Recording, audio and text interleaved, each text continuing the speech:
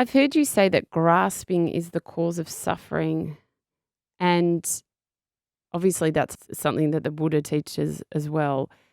Can we talk about that? Because that can be hard. It's the idea of non-attachment and not becoming overly attached to things, because when we do, we get disappointed and suffering occurs if it doesn't work out the way that we hope it will, which, I mean, that's just a daily thing in life. We can't have everything our way, but I'd love to know what is the best way to kind of move past that so we don't live in that state of suffering. People get confused a little when they hear about non-attachment as if it means being detached so you don't care. Yes. And it's actually doesn't mean that at all.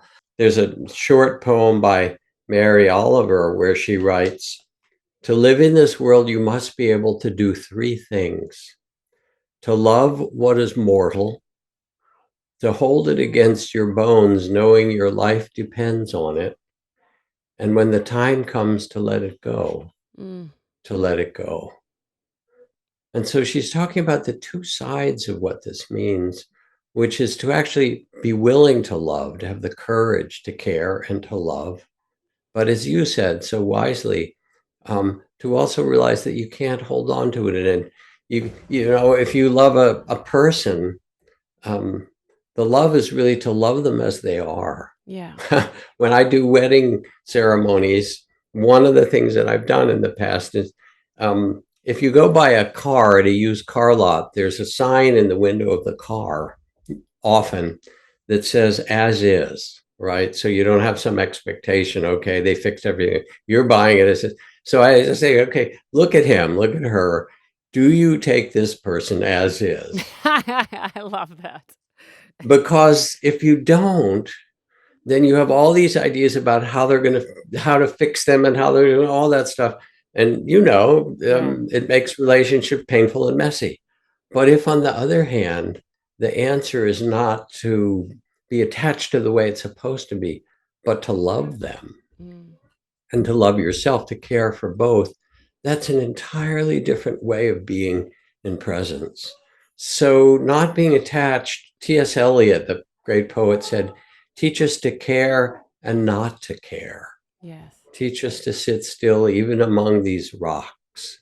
So, there's this beautiful human paradox that we love, but we can also love lightly. We can love deeply and care, and also realize that it's ephemeral. Mm. It will change. The great Zen poet Isa wrote these three or four lines. He said, "Dew evaporates, and all this world is dew. So fair, so refreshing, so fleeting." Now listen to it again one more time when I explain. He wrote it right after the death of his young daughter. Mm. Dew evaporates, and all this world is dew. So dear, so refreshing, so fleeting. Mm. And so it has all that deep love and also that understanding that this is a dance and we become the loving witness of it. That's the game, really, you know. And you talk about starting over again. That's our assignment each day. Maybe you wake up and you have your breakfast and you say, "What would love have me do today?" Mm.